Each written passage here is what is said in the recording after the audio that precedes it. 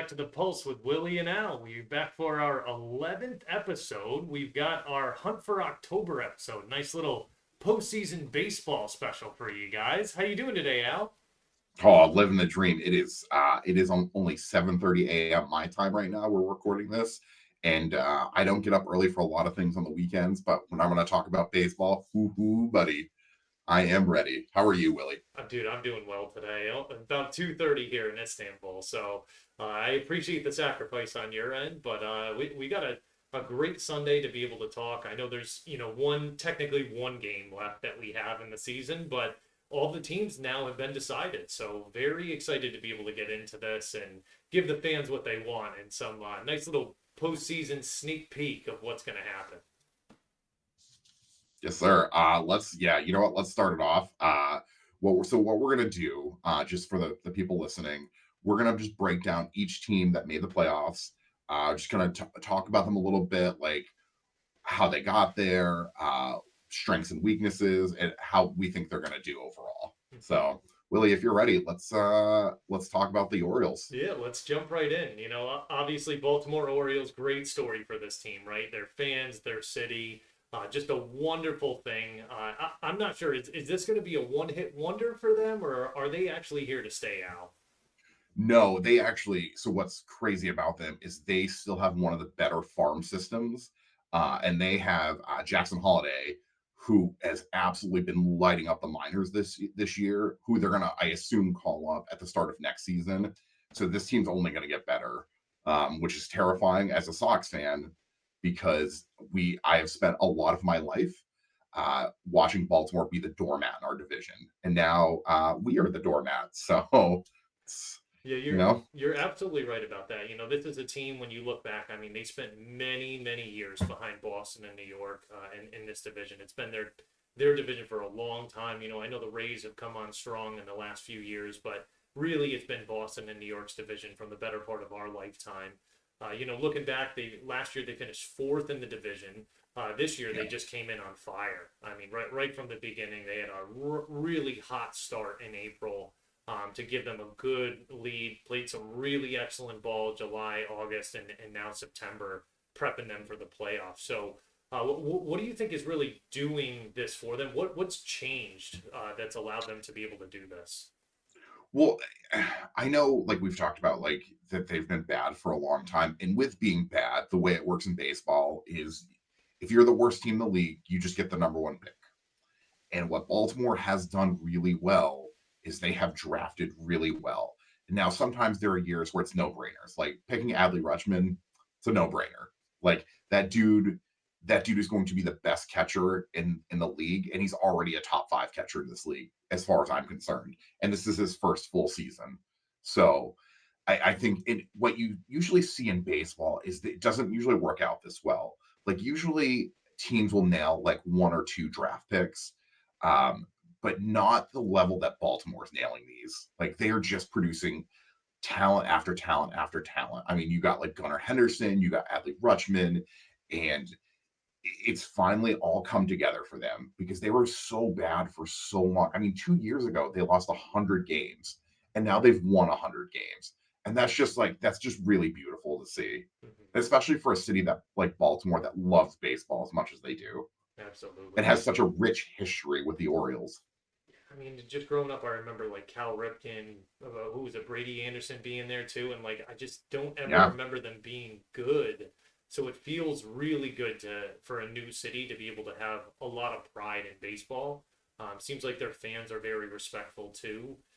yeah. Let's jump in here real quick because I'm looking at some of their starting pitching. They got Gibson, Kramer, and Bradish, and almost 40 wins between these guys. I mean, that's great. They're second in the league in wins for starting pitching. How good are these guys that they have? They're good. They are. I will say this about them is that they're a deep rotation. The thing that worries me about them, and we're going to talk about this a little more, like where I think Baltimore is going to go, is that this is the first postseason experience for a lot of these players. Yeah, that's scary. And sometimes you can be like the 2017 Astros and like just be like, hey, you know what? Fuck you. We're talented enough. We're going to win the whole thing, albeit cheating. Um, but the Orioles have enough talent where they can do this. My fear is, especially with the starting pitching, when it is a clinching game of a playoff series, when it's game five of the ALDS, like, and things aren't going the way you think they're going to go, like they're not going to have that muscle memory to be like, okay, we've got this. I think that's my big fear with them. But that being said, they're starting pitching some of the best in the American League, bar none.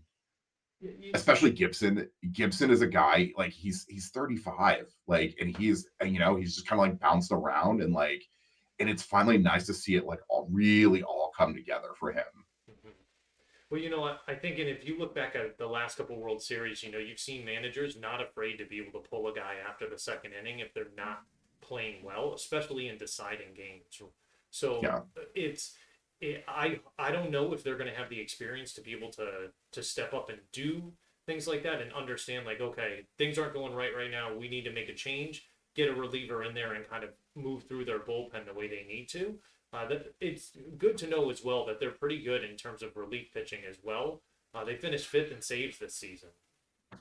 Well, so this is the big story that we're not really talking about. Is Felix Bautista has a partially torn UCL. Now they were trying to rehab him enough and try to get him some reps before the end of the season, but that's a big concern for me. That their closer that was lights out for them all year, ERA of under 1.5. He was the anchor of that bullpen, and he hasn't pitched since at the end of August, and that's really concerning for me. And to be honest with you, if you don't have a lights out closer, like history has shown, it doesn't end well for you. Like it doesn't. Like you can kind of piece it together for a little while. Um, one of my favorite teams, the 2003 Red Sox, the same thing. No bullpen. Piece it together for a while, but eventually that bill comes due, and that's my fear with Baltimore. Okay. Well, you had mentioned kind of the leader of this team, right? Adley Rutschman, with the way he's played, he's very dynamic, and that he plays catcher and he leads off, right? Like I haven't. I'm trying to think back from the times that I've watched baseball. I don't ever remember a catcher playing batting leadoff. Like, is that something that really happens? No, it's very rare to see. And also too, he's one of the better hitting catchers in the league, which again, history shows that like that's just not something that either you're a really good defensive catcher or you're a really good hitting catcher. You're never both typically, and he is. So that's why it's just so fun to see, watch him play day in and day out. Mm-hmm. And he especially too, you can tell he has a command of the pitching staff. And that's honestly when you think of really good catchers, they're ones that just know how to call a really good game. And that's what he knows how to do. It's very important. It's like having another, I guess, like kind of like the quarterback position, right? Playing catcher there, kind of determining Yeah. all the plays, everything like that. You need a leader in that position. And clearly they're primed and ready for the playoffs. You look at their record in September, 18-10. They're on fire going into the playoffs.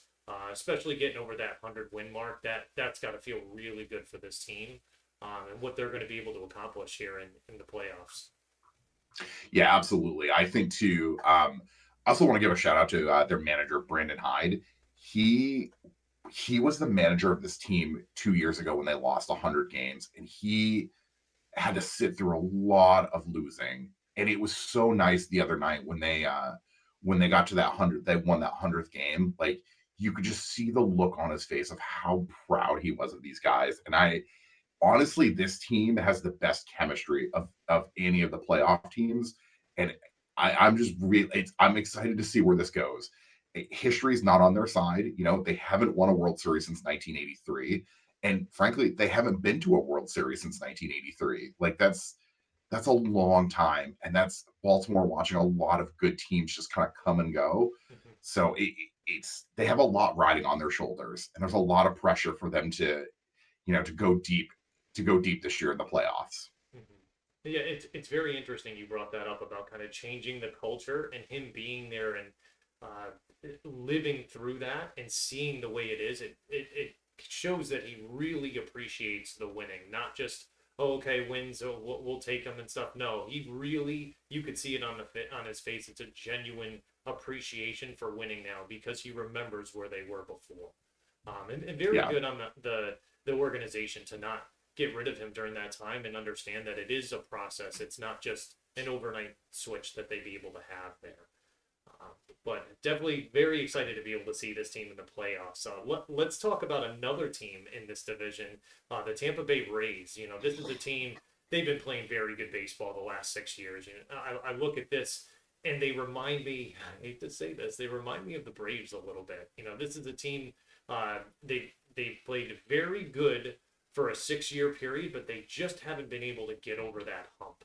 Uh, you know, and maybe you could talk a little bit more about it. We see exactly the way their paths have kind of ended. You know, the last 4 or 5 years here, it has not been good for them. Yeah, with Tampa, the knock has always been on them. Great farm system, but the moment that these guys hit free agency, or a year or so before, they get rid of them because they just can't afford to pay them because they're such a small market team. So when they, you know, I don't want to bring this guy up, but this is a big part of their season. When they signed Wander Franco to that huge extension, it was the first time that this organization showed, like, hey, we're committed to building a team around a guy. Mm-hmm. And unfortunately, they chose the wrong guy, and that was kind of a really big part of their season because he was their best player. It's him and Randy Rosarena, um, and Franco is not going to play another game of baseball in his life, and frankly, good. Um, Fuck that guy. Excuse my language, but for real. But with this team, it is a lot of guys that like are good players, but they're not your best player on a World Series winning team. Exactly. And a Rosarena is that guy. He can carry them, but like their lineup is just it's a fine lineup, and I honestly, Kevin Cash gets so much from these guys that it's insane. It's insane. Like you got guys like Yandy Diaz, Brennan Lau, who unfortunately is hurt right now, Harold Ramirez, like just like a lot of like solid dudes that make contact. And honestly, it's going to come down to their pitching. Their pitching has been pretty good for them this year, but they're also the thing with their pitching is they had their ace Shane McClellan, like he's done for the year with an elbow injury, like, and that's a big thing for them. And they also they have a closer, but they a lot of times with Tampa they're a closer by committee. Just overall, I think you're going to see a lot of like Tampa this year just doing the same thing as usual. They have really good teams, good regular season team, but they don't have enough talent to get over the hump. Okay. Yeah, and I mean Yeah. it's unfortunate because McClanahan there, it seemed like he was going to be one of the front runners for the Cy Young. You know, it seemed I know Garrett Cole kind of wrapped that up, but it seemed at least at the beginning of the year, at least in the first half, he was going to be one of those guys in consideration for that. And you know, just unfortunate to see that happen, especially at this point where they do make the playoffs, but they're limping into it. Just not a good way to be able to go about it. I know with this team as well, one of their strengths is their hitting.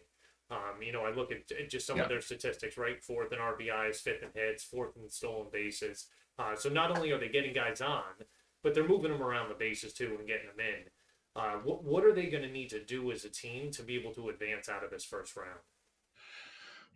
Honestly, they're gonna have to go with what got them here. And what I love watching this team is they play a lot of good fundamental baseball. They do all the fundamentals really well, and they're gonna have to do that. They're gonna have to play a lot of small ball, and they're gonna have to manufacture a lot of runs in ways that you typically don't see. It's gonna be a lot of like hit and runs, like sacrifice bunts, like it's all situational baseball that they're going to have to do really well, and they're going to have to execute pretty much flawlessly if they have a chance.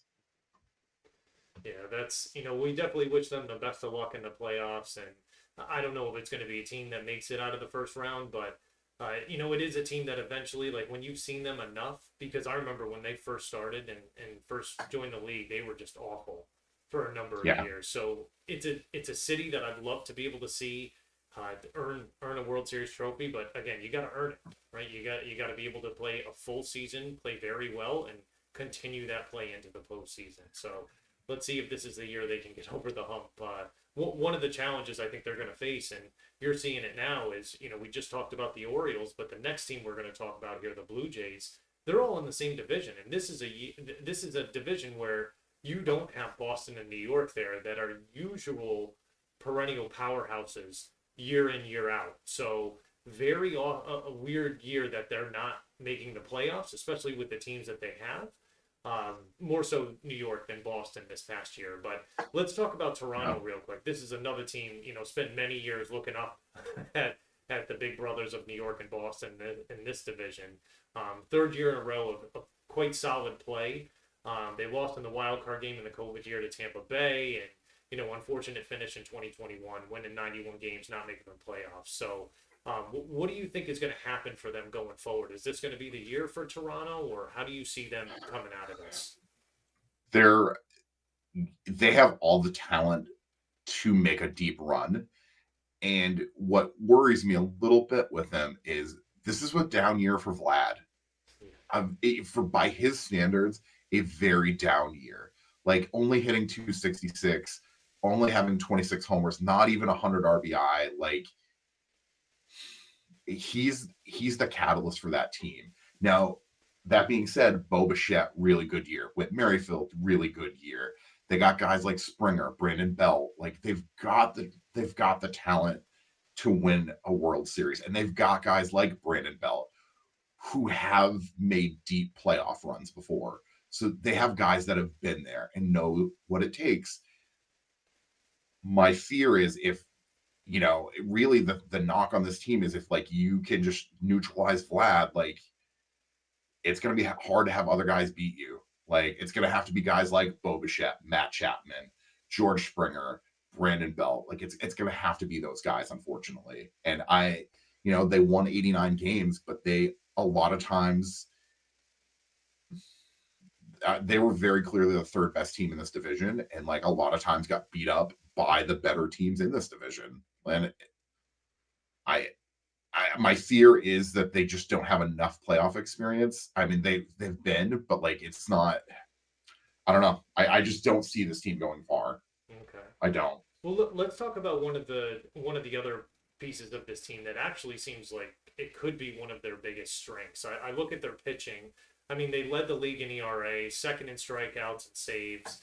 They got a 15-game winner in Chris Bassett. Like, what do you see as a strength for this team in regards to their pitching, their starting pitching or their relief pitching?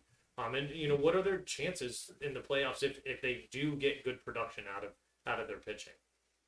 I'll tell you what. This rotation 1 through 3, they've got 3 guys that could really go. They got Chris Bassett, they got Jose Barrios, and Kevin Gossman. Uh, and we're not talking about UC Kikuchi as well. Like they honestly 1 through 4, they have a rotation that can do the work and can get them there. The the fear again that I have with them is like sometimes their hitting is not enough, and they're going to need these guys to go deep into games, 6, 7 innings, and then hopefully bridge the gap to Jordan Romano, who's their closer. Um, the thing with Jordan Romano is and I know you're going to appreciate this reference. He gives me Rafael Iglesias vibes, where he messes around a lot more than he should sometimes in games, and sometimes he fucks around, and that comes back and bites him. And I've watched him as somebody that's has both Jordan Romano and Iglesias on their fantasy team this year as their closers. It's been maddening to watch at times. Also, that being said, with Romano, did have a back injury that he got hurt during the All-Star break, and just something to watch out for. Okay. It looks like that he's come back and he's fully healthy, but like with back injuries, those flare up at weird times. So something to watch out for, I think, for sure. Absolutely. Well, here we are Yeah. halfway through the American League and 3 teams already from the AL East. So it kind of crazy what we have in store so far. But let's talk about another team here, Minnesota Twins. They finished third in the division last year, first by a lot this year. And sorry, Dad, but I know the Tigers had a strong September, but it just wasn't going to be enough for them. But are the Twins really that good, or is this division just that bad in baseball? I hate saying it because like they won 86 games in a major league season, which is that's still impressive. Like you've got to beat quality major league teams to do that, minus Oakland. Sorry, but the problem with them is they are just not healthy right now. They are their big signing was Carlos Correa, and we all remember the saga of Carlos Correa signing with like 11 different teams this offseason, and then each of them being like, hey, that ankle doesn't look good, and he not healthy right now. Like, and their lineup is just a lineup that they're going to get exposed in the playoffs. They really are, and it's unfortunate because they've had a lot of good teams go to the playoffs but never win anything, or not win a series, or not win a game. Like, and I think this year it's going to be more of the same, unfortunately. And that would be kind of sad. You don't want to see, especially your team, make the playoffs, which I know they did in 19 and 20, but to see them go back and make it back and then have the signing with Correa and have kind of these uplifting feelings at the beginning of the season, only to see kind of exactly what other teams saw at this point, just kind of rough. But I look at some of their pitching, I definitely remember, records can be deceiving sometimes when you look at it. I know they don't, and none of their starting pitchers have over 11 wins. But when I look at that, I also notice as well when in other stats, they had 75 quality starts for their starting pitching. Why is this important when we look at that statistic? Really, like it's a good indicator that that means you're getting 5 or 6 quality innings out of a guy, or even 7. Like that shows that you have guys that are that can go deeper into games, and that's if you're going to have a chance, especially in the playoffs, you need starting pitching to go 6, 7 innings. Like you need that because you're pitching, you're playing every other day at this point, and you need to let your bullpen rest where they can. And so if that means if you can go 7, 8 innings, like that's a huge shoulder of relief off their bullpen. And I think that they could do that. The problem is they can go 7 innings, but I don't think they're going to get a lot of run support, which means you have to pitch pretty much perfectly every time out, and that's not fair to ask of these guys. Exactly. It's tough to go out there and have a really good start and get 1 or 2 runs in support, especially with the way some of these other offenses, when we'll get into them here with the next team we have, but also in the National League, the way they put up points, it makes their starting pitching look that much better because their starting pitching can give up 3, 4 runs and not have to worry about still winning the game. Uh, Yeah. yeah, it's just a tough thing, and I think it might be one of the challenges Minnesota faces, especially in the first round here. So moving on here, we've got the Texas Rangers, probably one of the hotter teams I think you would say in the American League, but had a really hot April and May to start the season. September's been okay. I would say it's been mild for them. Where do you see this team now, and what do you think their chances are going into the postseason here? I'll tell you, if you had asked me this question after they traded for Max Scherzer at the deadline, I would have said their chances are really good. That being said, their 2 best pitchers, Jacob DeGrom and Max Scherzer, will not be pitching in these playoffs. They can hit this ball a mile. They have Corey Seager having what would be an MVP season, and he might win MVP this year. Who really they've kind of stepped up in spite of that, though. They've got Nathan Evaldi, who turning back time, winning 12 games with them. Dane Dunning winning 12 games. Andrew Henney winning 10 games. Martin Perez winning 10 games. Like, this team does have enough pitching wise, but this is also a team that, a lot of these guys on this roster haven't been to the playoffs. So it'll be interesting to see where this goes. They do have enough pitching though, starting wise. I think they can kind of hold up and kind of piece this together. Okay. Yeah, I mean, Yeah. you had mentioned it first, just a few things. The hitting is just ridiculous for this team. If there wasn't another team that I'm kind of biased to, I'd say this is probably the best hitting team in the league. I look at it; they've got 8 guys over 100 hits on the season. And they're just Yeah. that's incredible. 10 guys with double-digit home runs. So there's no one that you can just focus in on and say we're going to take this guy out of the game. Having that much depth to be able to have guys step up and they can take it out of the park, that's a big deal. So looking at it, Tim Hires is their hitting coach. How much credit does he deserve for what this team's able to do behind the plate? I think a lot because like guys like Corey Seager having a career year, like chance he could win MVP. Adolis Garcia, 39 home runs this year. Like the dude is just mashing him. And I think he deserves a lot of credit for that because before that, like Seager, the first year he signed that deal with Texas, like just looked a little lost. And the same with Marcus Semien. Like they both signed these huge contracts. They both year one, like a lot of expectations were put on them, and they didn't look great. And I think sometimes it takes having a new voice in the clubhouse and a new way of like looking at things. And they're probably the best hitting team I would say in the American League. And they have enough pitching as well, which kind of excites me. And they have a manager that has been in these situations in Bruce Bochy. This man has won 3 World Series with the Giants. Like that kind of experience, I think, is going to really help them in this situation. I really do because like there's going to come a point where Texas is going to have their backs up against the wall, and a guy like Bochy is going to be the guy that's going to be like, hey, he's gonna make sure the ship is steady and it's not going to hit any choppy waters. And I think that's going to take them a really long way. Well, it's interesting. You mentioned they're missing, two aces in DeGrom and Scherzer. I noticed, and it kind of gets thought. It's kind of an afterthought when you look at it because fielding is something that most people don't really think about. It seems when you think about what makes a good baseball team, it's either hitting or pitching first. But when you have some of these pitchers coming in there, as long as they're able to keep the ball within the park, Texas is the best fielding team in the American League. That's going to Uh, help these pitchers out a ton.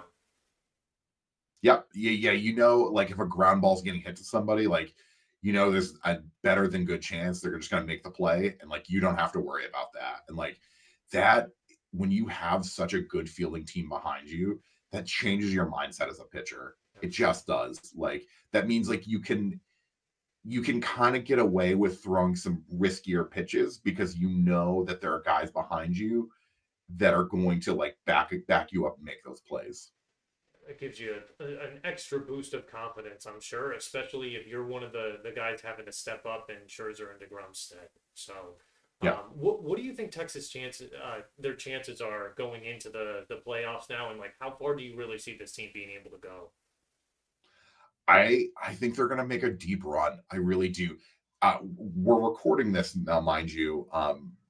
Texas does hold a 1 game lead going into the last game of the season over Houston for that division race, and I think it is imperative that Texas wins the division so they can kind of get that little mini rest before before the playoffs start.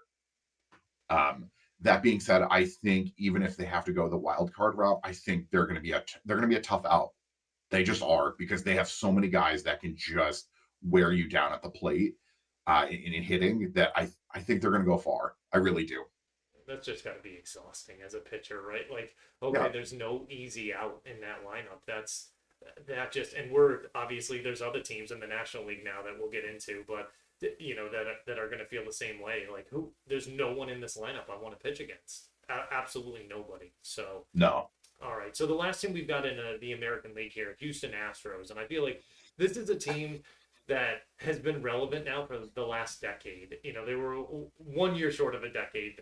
My bad, but it's been to the playoffs 8 of the last 9 years. Been to the World Series in 4 out of those 8 playoffs with 2 wins. Is this still the most hated team due to the cheating probe? I mean, I look at them; they only have 4 players remaining from that team. Are they being unfairly judged at this point? That's so tough. As somebody that that doesn't like the Houston Astros. That's really tough for me because they have done enough organizationally to kind of really distance themselves from that. That I've started to like kind of my hate for them is has kind of lessened over the years, but like there's always going to be a little part of me uh, that kind of wonders because like respectfully, like they that 2017 title, I think for me will always forever be tainted. Like as somebody that like that year like watched like the Red Sox lose to them in the playoffs, like I mean, I don't think we would have won the World Series that year, but like it's kind of like a what could have been. And I imagine that like when that cheating scandal came out, the team just turned on them in ways that like honestly were frankly deserved. Them hiring Dusty Baker though, they hired the most likable dude in baseball as their manager. And I think that has helped them a lot. And he has like he's gone out there and he has kind of been the face of this team and he has like taken all the criticism for stuff that a previous regime did, and he has handled it with class and grace. And that's the reason I've kind of lessened on them over the years. Like I've been like, okay, like sure, 2017 will always forever be tainted to me, but I'm starting to look past that. Yeah, Baker's hard to hate, right? Like especially when he was in the World Series against the Braves.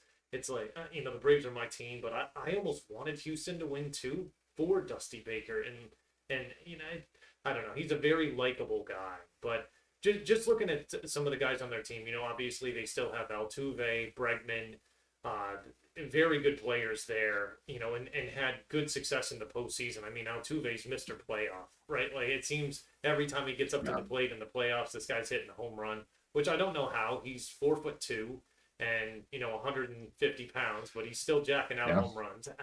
What do you see this team have to do in terms of those two guys in particular in order for them to be able to make a run here? To be honest with you, I don't think for me personally it's Altuve and Abreu. It's for me it's Jose Altuve and Jordan Alvarez. Mm-hmm. Jordan Alvarez is a destroyer of baseballs.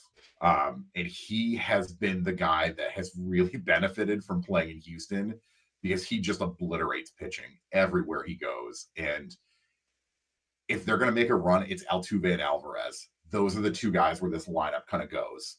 Abreu, like he came in with high expectations, but he's also 36 and really had a down year. Like, like they just weren't playing him for a little while because he just wasn't good. And he's kind of righted the ship a little bit.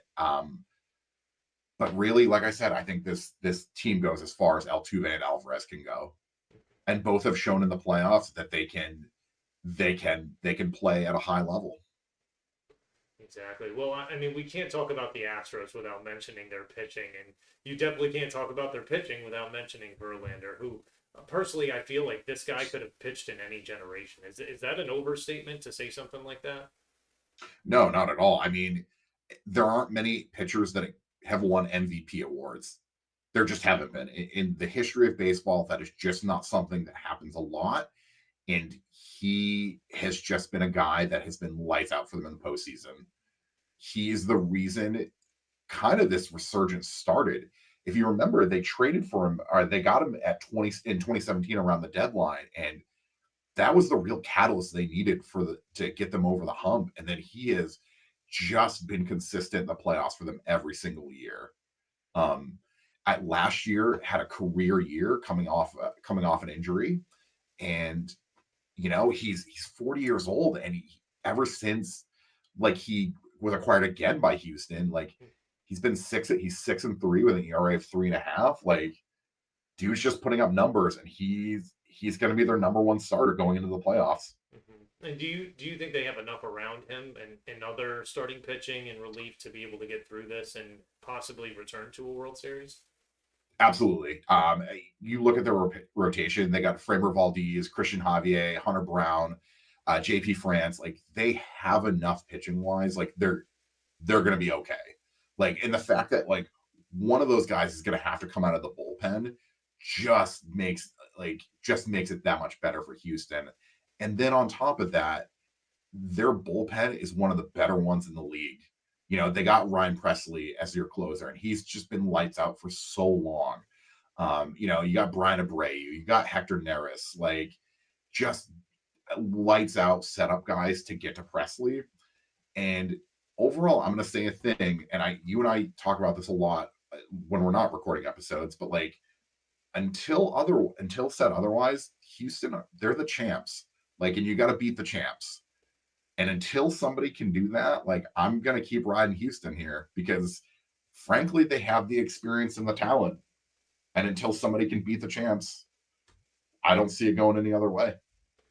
Yeah, well, let's definitely shift gears for a second and talk about a team that I think they've beaten the champs before, and they got a chance to beat them again if they make it back. But boy, this is my team. Look at me, I'm all smiles here. I don't want to hear you say anything mean about them because I hold this team very close to my heart. I appreciate what they've done this year. They've been historic in the regular season, and if they're not hosting the trophy at the end of the year, I don't know what I'm going to do.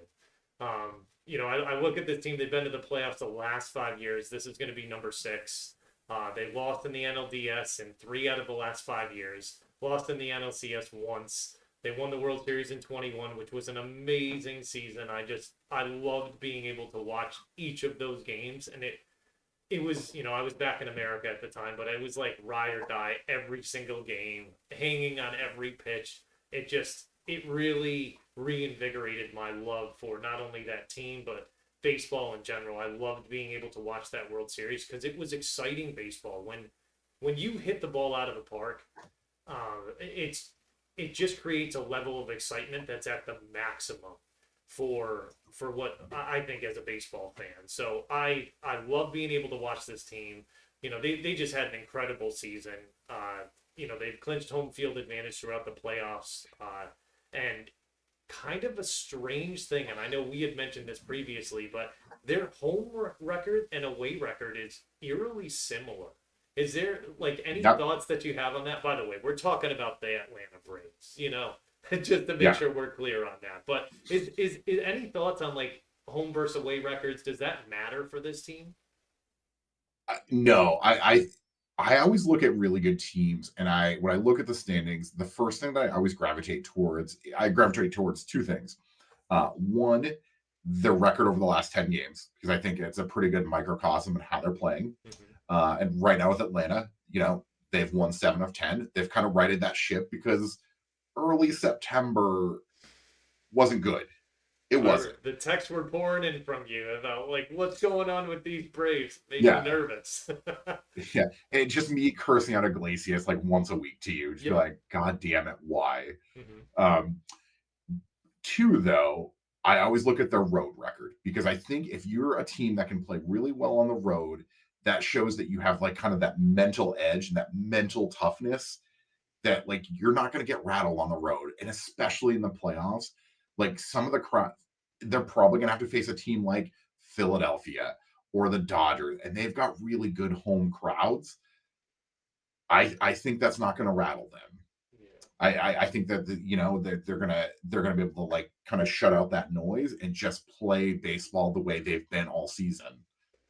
Well, you know what builds confidence is having success. And when you look at some of the success that they've had this year, I mean, they led the league in batting average, home runs, RBIs, hits, basically every single hitting category they've led the league in, which is just, they've been an absolute juggernaut this year. I mean, I look at it, scored over 900 runs. They were chasing the home run record there. Like, are these stats meaningful for this team, or does it not matter because we're starting over again now in the postseason? I think you have to.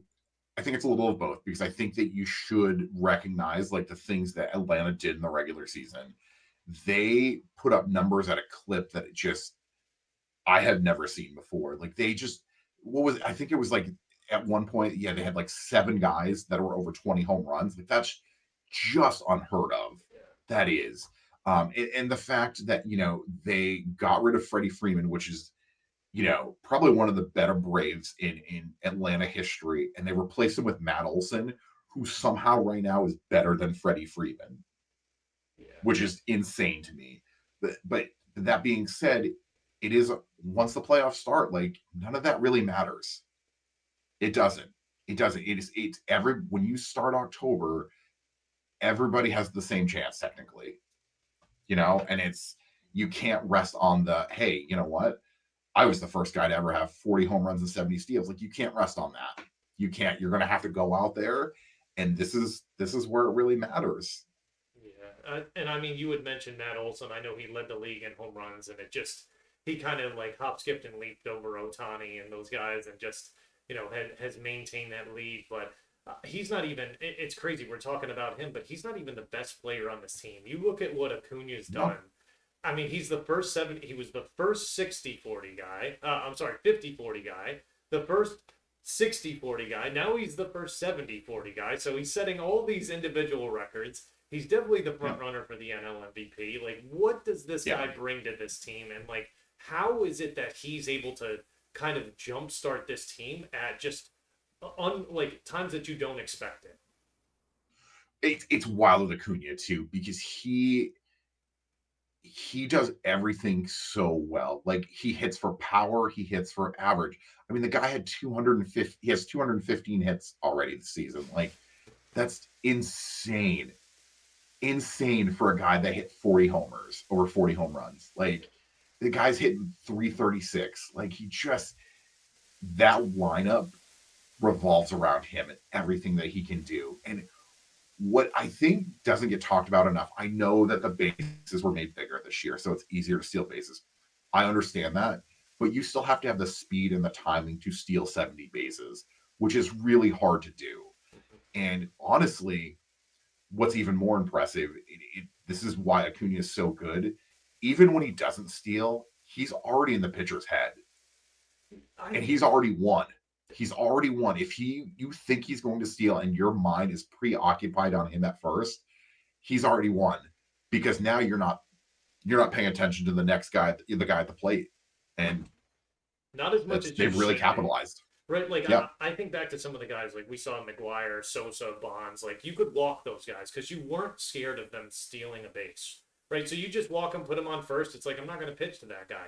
If you choose not to pitch to him, he's almost more dangerous Yep. because you're better off trying to throw the ball to him and thinking like, maybe he'll ground out, maybe he'll pop out, try to swing too hard, something like that. Even though he's a quite a disciplined hitter, the way he's able to play the game, but walking him is like, oh, that's almost Yeah. toxic, right? You just can't do it. So Yeah.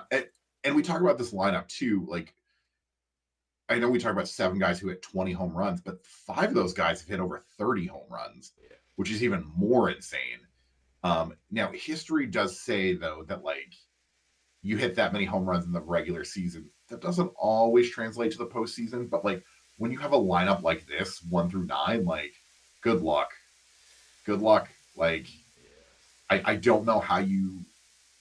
There's not an easy out on this team, and what they do well is they get pitchers like they get to guys like teams bullpens early in games because they're just hitting everything that they can see, and I just don't know how you beat this team. I don't. yeah, that's well. I'm really hoping other teams feel the same way. I think if there is probably an area for opportunity, and you and I have discussed this at length about that, it's their pitching. I know they have Spencer Strider. The only 20-game winner. He's been their ace this year, right? Like I think you would just then he broke the strikeout record, which is very impressive in its own right for him to be Yeah, able to do that. But there's concerns. Charlie Morton, Max Fried, that does not feel good.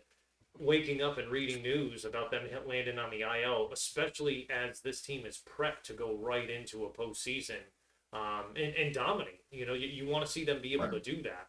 Now, granted, as we talked about Texas, if you get enough run support, it seems like you can run anyone out there to pitch because they know they can make some mistakes and not have to be perfect Yeah. if you're getting 5, 6 runs a game to be able to support you. But what are some of the hurdles you see with this team in terms of their pitching? So as it stands right now, it looks like Freed will be eligible to come off the IL for the NLDS, which is great. Charlie Morton, though, won't be able to return unless they make it to the NLCS, which I think is fine because like you don't have to worry about that now, but like is something to kind of keep in the back of your brain going the further they go. Um, that being said, their pitching this year has just been lights out. Like they just keep throwing guys out there day after day after day that like it like get you in a variety of ways. Like Spencer Strider, like that guy is going to strike you out. Mhm. Like you think that you're going to hit him, but like it's no, and he's just been their most consistent guy this year, and like he's the leader of that rotation, and he's only 24, which means this guy's gonna get better. Think about that for a minute. He's gonna get better. Their two best pitchers this year, him and Bryce Elder, are both 24 years old, Yeah. And and they're Freed's just not gonna that get old. better. Yeah, Freed's not that old either. He's becoming an old guy on that rotation. They had a lot of Yeah, guys injured. I know Soraka, he was out. I'm trying to think of the other pitcher that they had as well that was injured for most of the season as well. But I just look at that. It seems like they're going to be able to reload uh, based on what they have. But I just look at it last year. They lost to the Phillies, and that was really rough being able to see that. The Phillies seem to be getting hot again. Who is going to be the team that they're going to have trouble with? I know you would mention maybe if they go to Philadelphia, maybe if they go to LA, tough fans. But I'm looking here: Dodgers, Brewers, Phillies. Like, who do you think is going to give them the toughest go? I I think it's I think they're gonna have to exercise some demons, and I think they're gonna have to beat the Phillies at some point in the playoffs, and I think that's coming.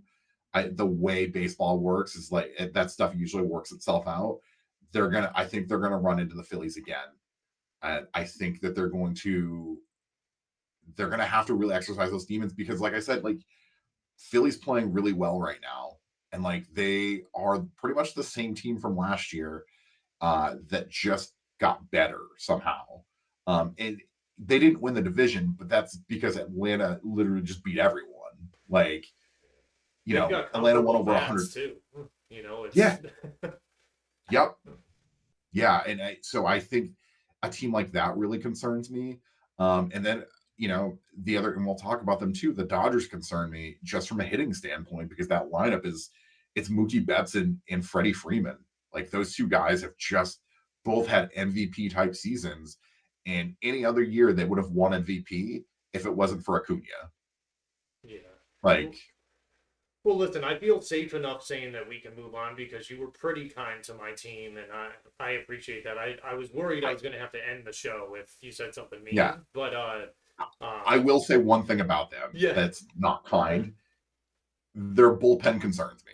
yeah, yeah. And I know Their we, bullpen is a little suspect with Iglesias.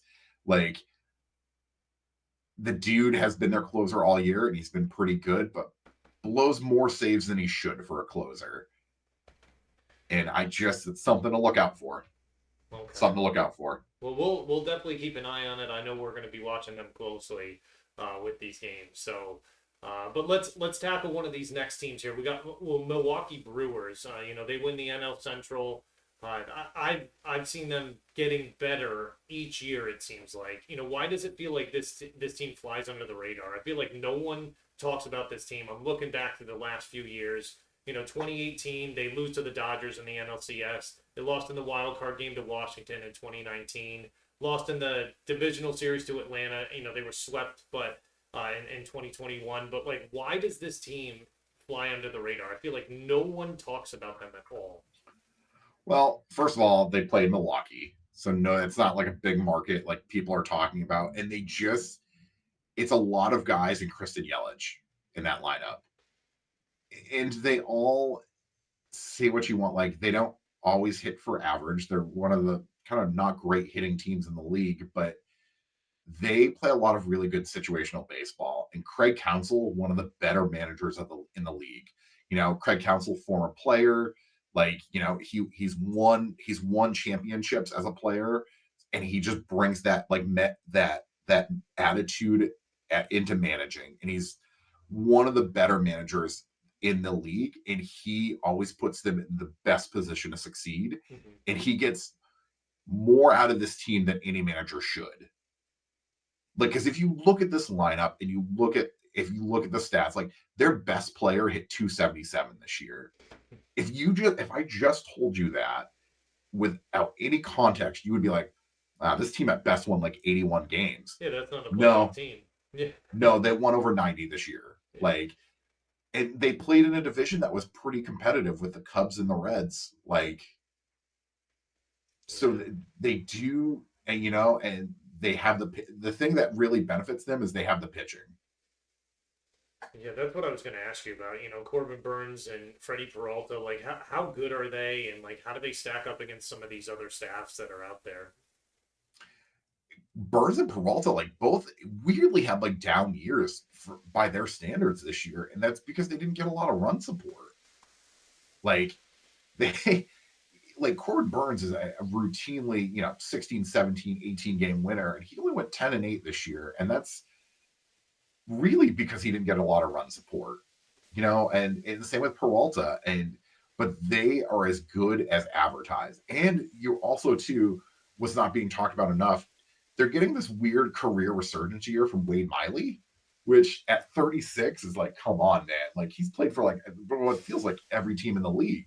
It's like Like, an old man, right? Like 36 yeah. now? Yeah, it's crazy. And they have a really good bullpen. That bullpen is I honestly think the best bullpen in the National League, if not in the majors. And honestly, you just have to get to the sixth inning, and that bullpen can carry you the rest of the way. Mhm. Well, I mean, they've definitely been on a good streak in September here. I look at them 17 and 11 in the month of September. It seems like they're primed for an October playoff run here. At least from the looks of it, they're getting hot at the right time. They don't have to worry about any of those teams in their division that might know them a little better than some of these other teams. Um, so maybe that's what it's going to be because I always feel like at least the last few years, especially in the postseason, the teams with the best bullpens usually are able to go the furthest. Well, I think about what really good bullpens that come to mind for me. The 2015 Royals, that team just had like that team. All you had to do was to get to 5 innings with them with your starter or six, and then that bullpen just coasted the rest of the way. And they took that all the way to a World Series, and they won the title that year against the Mets. Like this team, just it's kind of the same way. Like you don't really like if you can just get to the sixth inning with them, like that bullpen can just carry you home the rest of the way. Mhm. So Yeah, well, definitely exciting to talk about them because again, that's a team that I feel like just flies under the radar a little bit. People don't expect big things from them, but I see them. That's the team that if I was in charge of a team, I'd want to be that team because you come in and you surprise a lot of people, and I definitely think they could, jump one of these teams in the first round of the playoffs and land a surprise on them. Pull a little upset here, but. Talking about a team that everyone seems to know about and how good they are. Let's talk about the Dodgers real quick. That's in my mind. I think they're the Braves' biggest nemesis the past 5 years. They won the NL West by a landslide this year. They're not that far behind the Braves in offensive output. I know the Braves had a no. great season, but if the Braves weren't there this year, the Dodgers are leading the league in almost every hitting category. So it's kind of wild to see what they're able to do. And as you look at this lineup in particular, they just have so much depth. I'm looking at some of these box scores. They're pinch hitting guys left and right throughout the game. These guys are experienced. It's not Yeah. just their starting lineup. It's the second. And they're not even second string guys, but all the guys that they're subbing in as pinch hitters are getting at bats during the season.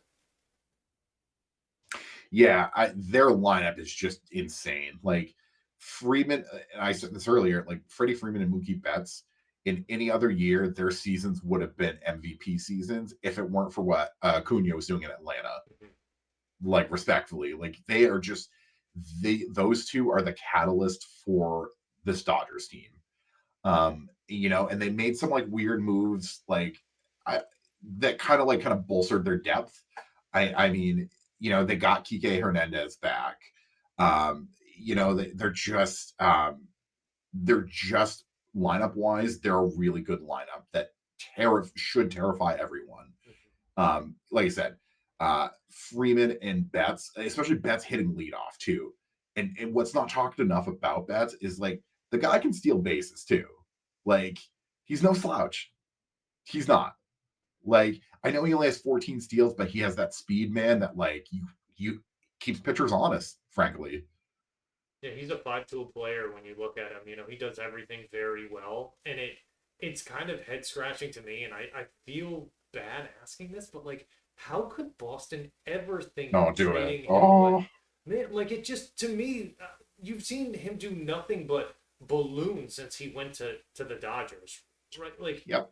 he was the new guy when he came in, and I thought for sure like if Boston's getting rid of him, he can't be that good, but No, time and time no, again in he the is. playoffs, like he is an excellent baseball player, truly excellent. He's not to mention he's fun to watch too. He Mhm. makes it fun going like watching a baseball game. So, you know, I get irrationally mad about that trade at least twice a week, and that trade happened almost 4 years ago. yeah, That's kind of gives you what I think about that trade. It is indefensible, and I will never ever forgive Red Sox leadership for doing that. And especially too, it happened right before we all went into lockdown, so I had nothing but time to just sit there and think about how bad that trade was. be alone with your thoughts on it, right? It's Yeah, just well, jeez. let me ask you something because this is another piece that I think will kind of cheer you up a little bit. And I know we've discussed this at length, but the Dodgers, they aren't the like every other team in the playoffs, right? Like they've been the standard for success in baseball. It's been 10 consecutive playoff appearances they've had. I don't think any other team that's in the playoffs now has had that.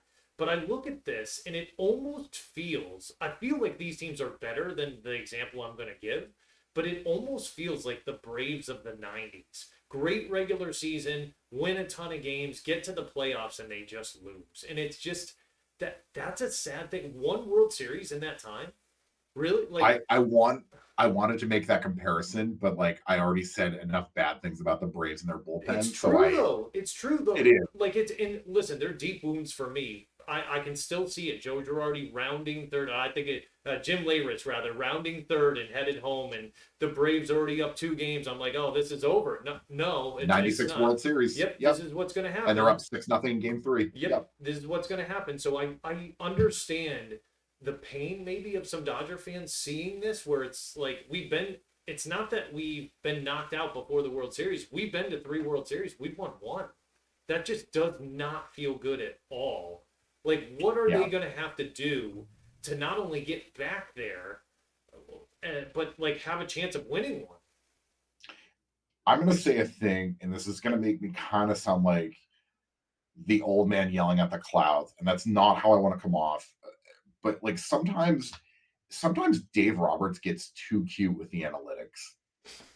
Sometimes like he just doesn't look at the game in front of him and just like make the obvious call. Like I think he relies too much on the number. Like Now, for the record, I love analytics. I love everything about it and what it has done for this game, and I love every single thing about it. But I think Roberts is a guy that leans so far into analytics that sometimes that kind of betrays him, and you've kind of seen it time and time again with him. And that I think that's the reason they've only won one World Series. And like this year, for as good as they are, I don't think they're going to win the World Series because they don't have enough starting pitching. Like, you know what it is? There's something in the water out there because I think Dave Roberts and Brandon Staley must hang out and drink water at the same places. Maybe, maybe that's it. I hate to draw that comparison, but like, right? It's tell me I'm wrong. Yeah, I mean, I think Dave Roberts would run laps around Brandon yeah, Staley me for the too. record. Also, Me Dave too. Roberts, special place in my heart forever, so I will not say too many bad things about him. Yeah. Shout out '04 and the Steel. Like uh that being said, this team's a lot of smoke and mirrors this year. Mm-hmm. And I say that because like if you if you kind of look at their starting rotation, it's you have to rely on Clayton Kershaw again, and he's 35 with a history of injuries who can never stay healthy. It's him and Bobby Miller this year, and that's really that's really it. Mm-hmm. Like like they had Julio Urias, but like respectfully, like he's gone, and again probably won't ever play another game because again fuck him. Yep. Um, so really like unless they're going to win every game like 11-9, which is not feasible in the playoffs, like their pitching is going to betray them again. Yeah. And you can't run Kershaw out there every second, like every third game, right? You're just not able to do No, that. It's just, it's not sustainable for that. It's it'll be interesting like for this team. like even in a 5 game series, like I don't know who the third guy is that you throw out there. I don't like it. They your options are maybe like Michael Grove, but like respectfully, like if that's your third option, boy, you are that's not good. That's not good. So Yeah, well, I mean, they did get Lance Lynn down the stretch. I will say that Lance Lynn really kind of like stepped up, but like Lance Lynn like isn't a guy that like typically strikes fear in the heart of me when I see him pitching. I'm like, oh, I bet you we can tag this guy for like 3 runs. Like he's never been like that super duper lights out ace for me. He's always just been like a solid guy, like a solid number two guy or three guy in a rotation. Um, but we'll see, man. It's just this team is not. This team is just smoke and mirrors with this rotation, and I'm very interested to see how that goes. yeah, well, let's talk about a team that could help LA with an early exit here. In the Phillies, they're very scary. Scary good, scary talented. I obviously mentioned before they excused the Braves from the playoffs very disgracefully last year on their way to the World Series, but they have a ton of firepower on this team. Just from top to bottom, you look at that. Turner, Castellanos, Schwarber, Strat, Bohm, right? Yeah, Real Muto. Then you've got Harper as well. Like it's weird when Harper's the seventh guy mentioned in that, but I just look at that. Like, what do you think about this team and how their chances are in the playoffs here? One of the better lineups in this playoffs because like they when we talked about Atlanta and how we were like, hey, there aren't really any easy outs. It's kind of the same way with the Phillies. Boy, they are a feast or famine team. Like there are days with them where they're putting up like 10, 11 runs. But then like the thing that worries me with them, and I know this isn't, I'm not breaking anything new, but like Kyle Schwarber, like say like the dude hit 46 home runs and hit 197. Yeah, no. It's either a home run or an out or a strikeout. Like he's Yeah, just not getting it done. yeah, yeah. Like that's those are his only options, and I love that for him. I do, uh, but like that's he's gonna have to. Him and Harper are gonna have to carry this team, and Trey Turner. Like Trey Turner has played really well for this team this year. Mhm. You know, hitting almost 320, like doing everything that you want from a guy of his caliber. It's gonna have to be guys like Schwarber and Castellanos and Harper. Like they're gonna have to really step up. Like they have the firepower to make another run. And honestly, like if you told me that in three or 4 weeks time that the Phillies are have won the World Series, I wouldn't be shocked by it. Yeah. There's no part of me that would be shocked by it. Be like, oh, that makes sense. They must have caught fire again at the right time. Mhm. Well, I mean that's what happens, right? When you have eight guys in your lineup that have over 100 hits, that's insane. It Yep. really is. And again, if not for the Braves having such an outrageous year, this is a team that finishes near the top in hitting categories. I look at that. It's a big part of why they've had some success, and especially within this division, but in the National League in general. How is their pitching going to be able to carry them into the playoffs? Is there anyone that you have your eyes on here?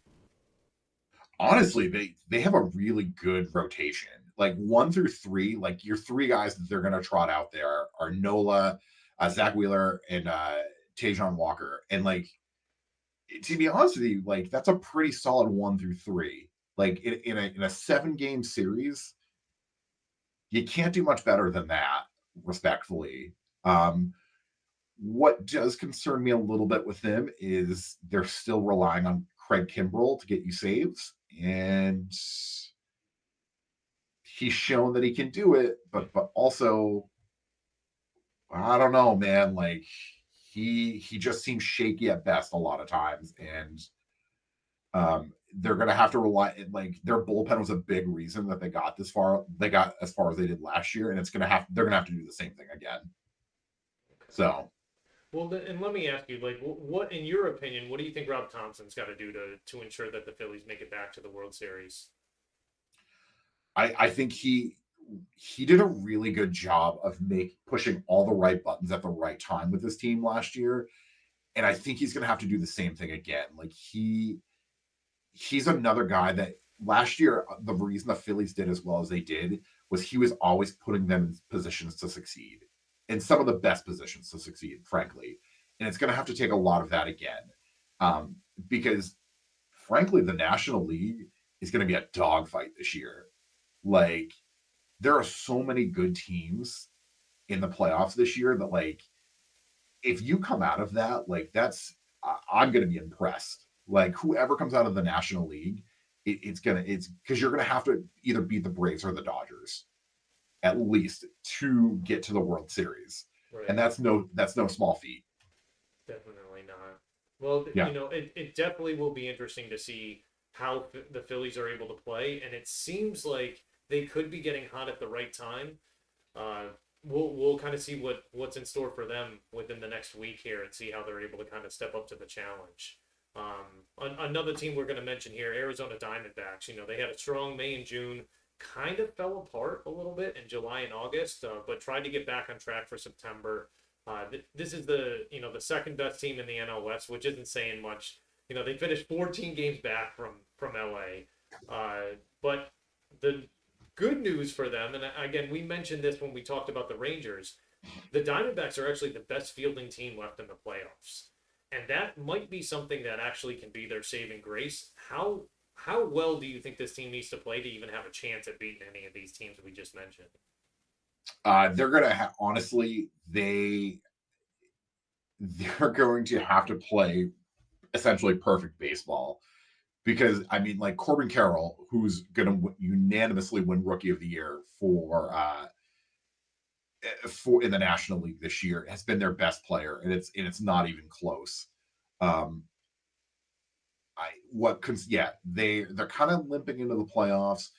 They have a really good manager in Torey Lovello, like former Red Sox bench coach. It just worries me with this team. Like this team hasn't been in the playoffs since 2017, and I thought they were a year away this year. I didn't think they were going to make the playoffs this year. I thought that next year was going to be their year where they were going to really take that step forward. They're just a year early, and it's a solid lineup that's really good fielding, but like their kind of saving grace is like they have really good starting pitching. That's that's what's really kind of it because their bullpen is pretty suspect. Their lineup, while it's a decent lineup, it's Corbin Carroll who is the catalyst for that lineup.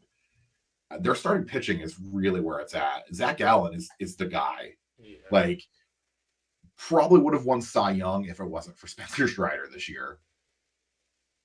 Yeah, I mean, you look at his statistics, like he's just solid across the board. My question, I guess, about Zach Allen, when you think about it, in a shorter series or even like a 7 game series, do we see him pitch like 3 times in that, or You're like, you're gonna have to. yeah, You're gonna have to. That's respectfully, that's the only way you're like in a 5 game. If they somehow get to the NLDS in a 5 game series, you're going to see him pitch twice, and there's a world where there's a third time where he pitches out of the pen wow, because they just don't have a lot. Like I said, I thought they were a year away, and I think next year is a year where I think they'll really take that corner. But I think they're very much just happy to be here, team this year.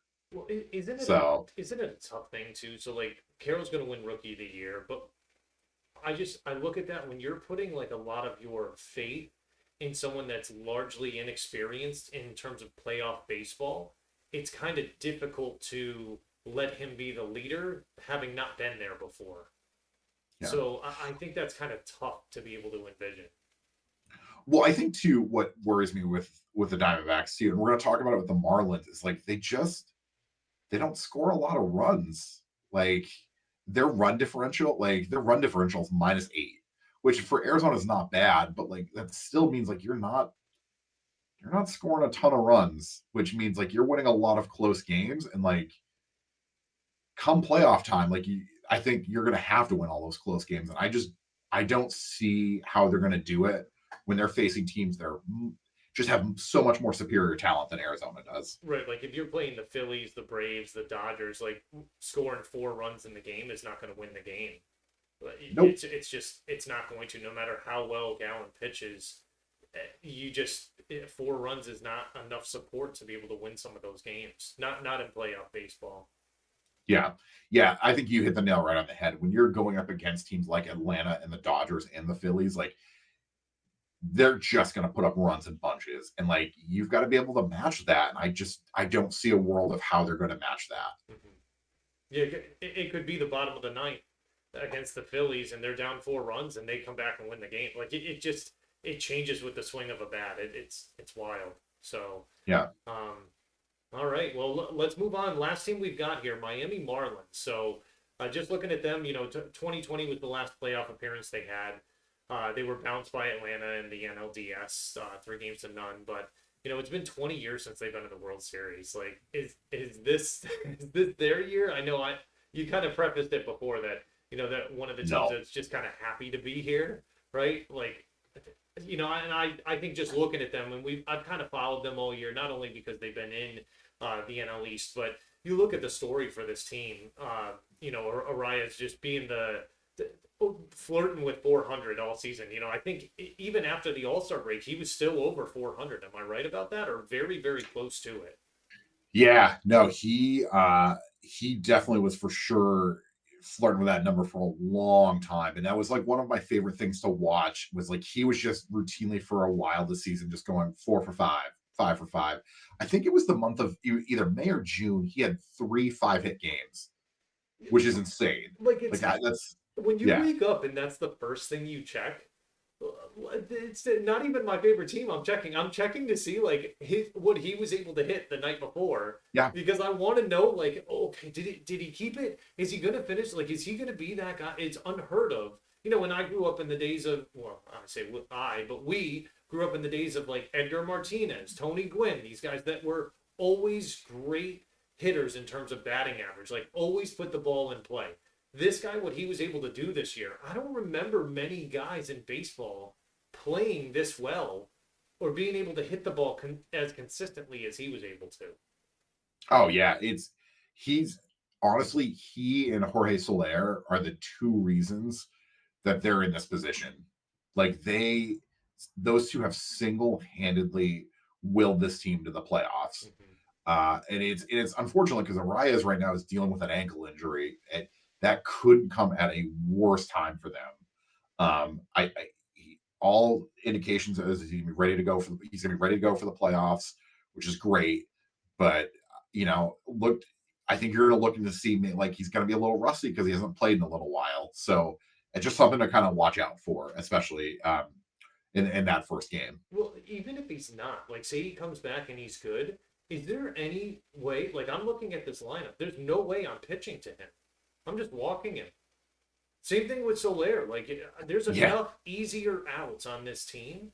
I don't Mhm. even want to envision pitching to either one of them the entire series. And I know that's like, people turn their nose up to that, but I don't see it. If those two are the guys that are going to beat you, take them out of the equation. Yeah, you're gonna have to make guys like Brian De La Cruz and Jazz Chisholm Jr. Like they're gonna have to be the ones to beat you. And like Jazz Chisholm, he's been hurt a lot of the year. Like he was the cover player for MLB The Show this year. A lot riding on this season. Everybody was really expecting big things from him, and he just couldn't stay healthy this year. And if they're gonna do anything in these playoffs, it's gonna come down to those two guys. Uh, Kind of supplementing the offense that Arias and Soler provide. Yeah. The other piece I was going to ask you about with this team is like their pitching. Like statistically, their pitching is not good. Like No, what needs to change in order for them to even have a realistic chance at maybe upsetting a team in the first round here? they're gonna have to they're gonna have some guys go unconscious and just pitch, like just have the playoffs of their lives, because Sandy Alcantara was supposed to be that guy for them this year, and he wasn't. He just he just didn't have it this year, and then he got shut down with the UCL injury. Um, it's gonna have to be guys like Braxton Garrett and Edward Cabrera and Jesus Luzardo. I don't they're fine pitchers, and they're perfectly capable third man in the rotation guys. I just don't see them carrying this team at all. I don't. They're very much a happy to be here team. And like what I mentioned previously with Arizona, Miami's run differential is actually worse. It's negative 88 runs, which that's not good. Ugh. Like, you are winning in spite of bad play. And it's kind of the same thing. Like, if you're going to go up against a team like the Dodgers, Braves, or Phillies, you're going to have to put up runs in bunches. And I don't see how they get there. Yeah. It's definitely they've got an uphill battle in Miami for sure. Obviously we're hoping the best for them, but like you said, I don't see them putting enough up in run support. Like it would be changing their entire team dynamic in the playoffs, and I'm not sure a team can make such a dramatic shift just in that short amount of time to play completely different baseball than they've played over 162 games. I just don't see it. I think my favorite stat with him, which kind of shows that they've kind of played above their weight class this year, is their stats indicate they should be a 74 win team this year. They're going to win 84 games. Like, that is insane. Like, and a lot of that too goes to their manager, Skip Shoemaker. He has done a really good job of getting the most that he possibly could out of this team. Yeah. And So, I think that's but what you see. Like when you see managers are able to elevate the guys on the team to play above the level that they're either capable at or that they think they're capable at, it really is the signs of a great manager. yeah, yeah. And like I said, I think they're very much just a happy to be here team, and it's a good story because nobody had Miami making the playoffs this year. Not a single person. Mm-hmm. At the start of the year, you would have thought it would have been the Mets, it would have been the Braves, the Phillies, not the Marlins. Yeah. So it's a good story though, and I'm glad that Miami's going to get some playoff baseball, even though they're last in attendance in the National League. So hopefully people show up, but I don't know. It's Oh man. Yeah. Well, hey, we did it, man. We wrapped all the teams in the AL and all the NL playoff teams. So definitely feels Question, good. Yeah. Willie. Question for you. Yeah. Prediction. Gun to your head. Prediction. Who do you got in the World Series? I am gonna go back to what I said at the beginning of August, and it looked really bad after like literally as soon as I said it, all of a sudden Texas started playing terrible. But I have Texas and the Braves ending up in the World Series again. I think Texas is able to figure out a way to get there. I think they get there on their hitting. I could be very wrong, and it could be Baltimore, and I would actually like to see Baltimore, but I'm going to stick with what I said. I want to be held accountable, and and I have the Braves winning, man. I just think this is their year. I feel like they're able to get it done, and I don't see how you stop that team unless they go just crazy cold. I don't see a way that you stop No. them. Yeah, I'm going to say what I said earlier in this episode. I think Houston are the champs until you say otherwise, and they're kind of coming in at just the right time. And people aren't really talking about them because we're talking about Baltimore, we're talking about Tampa, we're talking about Texas, and they're kind of sneaking and flying under the radar at the right time. And I think we're gonna have a rematch of 2021 where I think it's Houston and Atlanta again. Okay, who do you have winning that? Uh, I can't believe I'm going to say this, but I think Atlanta. I Yes. Oh man. and if they prove me wrong, I this is on you. Yeah. I put this fully on you. It's I will take full responsibility if the Braves end up getting bounced in the playoffs. Send all your complaints, send all your hate, all of that to me. I will absorb all of that, and I will take Yeah, responsibility, take the blame for it. yeah. Just roast him in the comments. Yes, That's what I'm please, asking for. please roast me big time. I Yeah, deserve it because I really do think it's their year. And with that being said, I also want to say that I deserve all the credit if they do win it. So yep. That's naturally, fair. right? That's Naturally. fair. So, all right. Well, listen, guys, I wanted to thank everyone for watching. Keep the comments rolling in. Al and I are going to be back again on Wednesday with a nice little recap of week 3 in the NFL. Should be getting ready here in less than an hour to start watching the London game that we have coming up. So I'll Yes, be able to sir. do that. But do us a favor, smash that subscribe button. Make sure you like the video, drop a comment, tell us how you think we're doing. Again, you can email us at thepulsewa@gmail.com. Find us here on YouTube as well, and you can find me on Twitter at Willie Creeman FF. So just wanted to say thanks again, Al. Love you, buddy, and it was an awesome episode to be able to do with you, man. Willie, I love you, and there aren't many people that I'm getting up at 7 in the morning for, and you're one of them. Listen, So I'm glad we got to do this, buddy. that's what she said, and I love you. Thank you so much. Take care.